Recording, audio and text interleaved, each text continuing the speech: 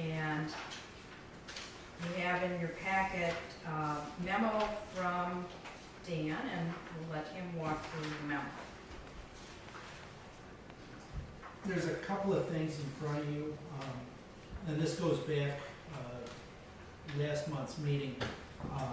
Finance Committee had last month discussed or recognized that with the finance director's departure, my unscheduled but anticipated departure in the relatively near future, it's a unique opportunity that we've got two related management positions vacant at roughly the same time, so it may afford us some creativity or flexibility that is not as evident if only one was vacant. And what was talked about last month, what finance proposed was, could we look at combining the positions? Is that something that might make sense for the city? The council said, certainly worth looking at. With a little bit of input from some of the council, Finance Committee really rolled up its sleeves last week and came up with, here's what a rough draft job description might look like for the combined positions. Obviously, putting a 40 and a 40 together and creating a new 80-hour-a-week position, some of the duties that currently are done by the two are going to need to be delegated out to existing staff, a proposed new position. There's also some streamlining and eliminating some duplication in there. And they also talked about, it isn't just coming up with a job description showing we can come up with bullet points in a nice organized manner. It's a matter of, does this make sense? What are the advantages? Is this something that the city may want to, over the next month, formally take to a final version instead of a rough draft, approve, plan on hiring for? So we looked at a few things. One, none of these are exact comparisons, but there are other communities that have administrative positions that have a greater degree of hands-on finance than what we currently do. It might not be exact match to this job description, but there are other examples out there. We would not be the outlier if we do this. This is a sampling. It's not all the communities. I only had so many job descriptions that I could sort through, but probably better than 1 in 10 of the ones I looked through. There were examples that did something like this. Another piece, especially with tight budgets, is the fiscal implications of this. You see the chart in the middle of the memo there. Bottom line, it looks like it's a cost savings. A few of these numbers may shift or change depending on what actual wages are. I think the community development wages are probably a little bit light, but because it carries through on FICA and retirement and some other things, I didn't change them after I had the initial number in there, light by a couple grand, not big numbers. Estimate on what sort of office operational expenses might be. In both cases, it figures benefits, particularly health insurance, on a family plan rather than individuals, so it conservatively estimates those expenses high, but it's about a $14,000 savings bottom line. Recognize on the admin finance side, currently, because it's existing positions, those wages are allocated between city general fund and water and light utility.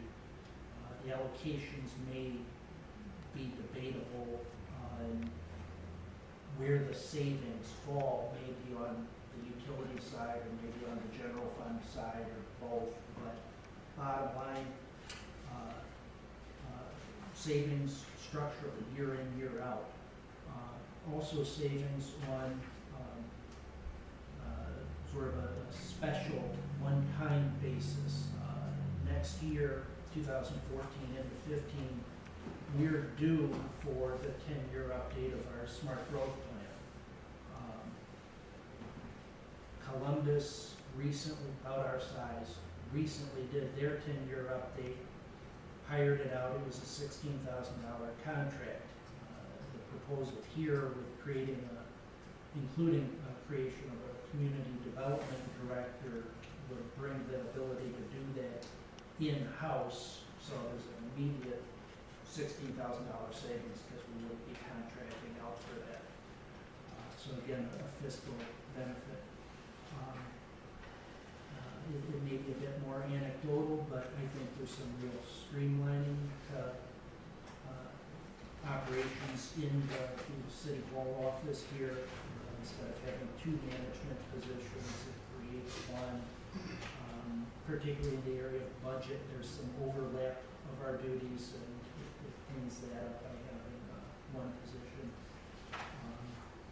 One thing that was discussed with how to most appropriately handle it is office staff would report directly to this new position. We're not trying to create intermediary supervisory positions. So these would all report to the new combined admin finance. Other advantages, quite honestly, the other one could be dealt with leaving them separate and updating job descriptions, but committee of the whole meetings or discussions we've had over the last year, we've talked about best management practices, lean operations, professional training, the things that we might do currently and expect to continue doing, but as long as we're putting the job description in print, I think it's nice to update the job description and explicitly recognize and emphasize the importance of professionalism and performance of the organization. There were questions about, can we do this? Some of the responsibilities, the bookkeeping, may be delegated out to existing staff, some of them to the new community development position. Can we handle it? In the long run, yes. Maybe a bit of a learning curve to some of it, transition, but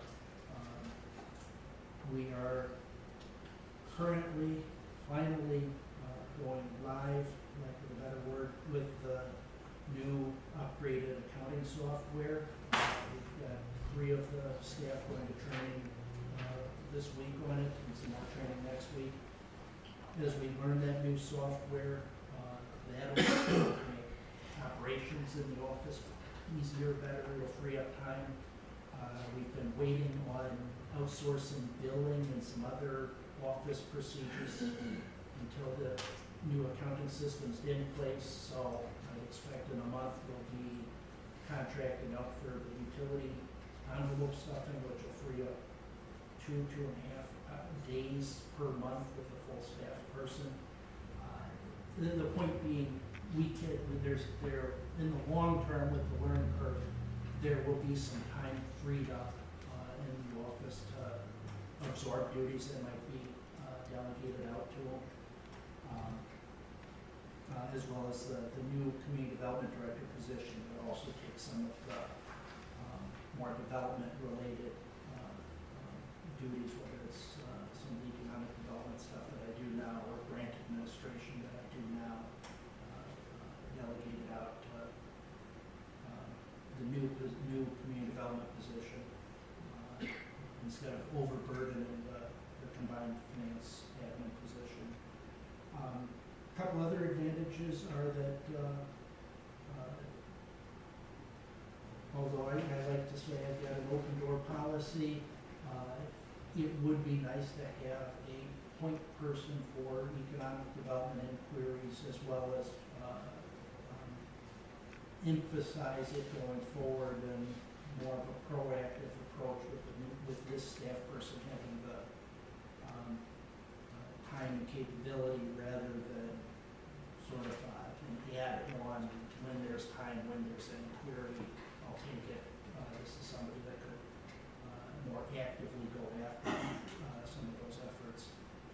The other advantage is, although Ben does a good job, and or him, John, a good job acting as our city planner, he's in the office one afternoon a week, and if it's a dedicated staff person that has those responsibilities, we can help people Monday through Friday instead of a single afternoon, as well as hopefully attend to some of the committee needs a little bit easier with in-house staff instead of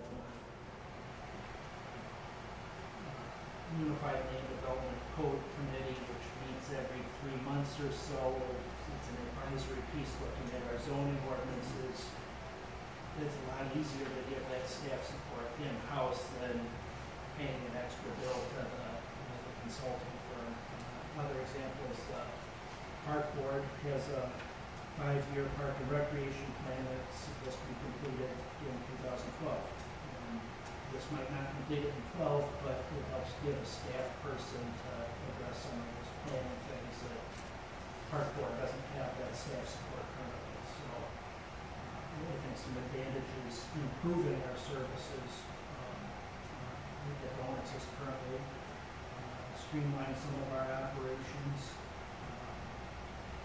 better bottom line, and I think also just demonstrating to the community we're willing to think outside the box, cliche, but we do things differently and looking forward instead of just maintaining the status quo. I think it's a good plan. I would certainly go for it. I'm sure we combined Judy's job with Jody, right? Didn't what happened before? Did you kind of take over HR as well as city clerk? Candy and I are sharing both. I was just curious if it would be combining the two like that on one person would be. I'm sure there are times where you would think maybe this is overwhelming, but I'm sure. Well, I mean, you got there's a lot on the plate right there, and I'm not saying that you can't do it, but I don't know. Just looking at it first time, I think it's great. And that's the last compliment you'll ever get. I have attended. I'll hold you to that. I've attended a number of, for example, at the league annual conferences, they've had breakout sessions, and more than once, community mayors have indicated how valuable they think it is to have a staff person dedicated to economic development. And just that we happen to have this timing that we have the possibility to get some dedicated staff time, I just think is something we really need to be looking at and really seriously consider, because it's with the budgeting the way it is, this opportunity won't come forward again, I don't think, for a number of years. Has anyone talked to the chamber in regards to this to let them know that this is even something that I talked to John Morning yesterday. and how was that perceived? Very well. This is something that a lot of people in the economic development community, whether it's on the city committee or on the chamber, let's face it, we've been talking about a dedicated economic development person since 2007. And this might be our best opportunity to figure out a way to make it happen. And fiscally and yeah. One thing, we kind of got bogged down last Thursday night in nuts and bolts of the delegated authorities, but I think Dan's point that the capacity exists in the staff to absorb the duties. We don't have to decide this week or this month where each of those delegated duties lands to approve the two job descriptions in front of us.